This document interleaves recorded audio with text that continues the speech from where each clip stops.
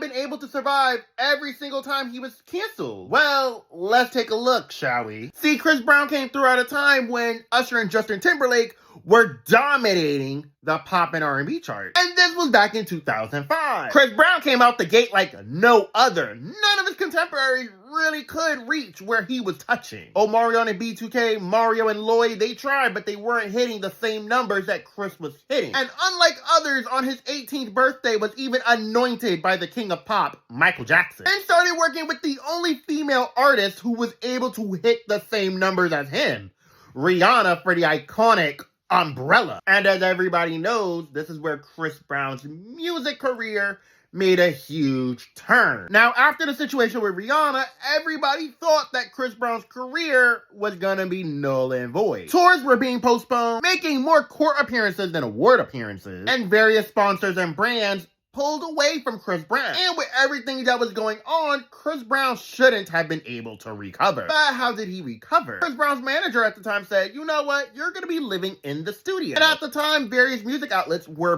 banning Chris Brown's music. But they only banned his music as a lead artist. So his manager basically put him up as a feature for hire. But between 2009 and 2012, Chris Brown was the artist you went to for a feature. He was a feature on an artist who was even meant to replace him. And this has been Chris Brown's tactic to make sure he stayed relevant throughout all of his controversy. And trust and believe, Chris Brown is no stranger to controversy. And this is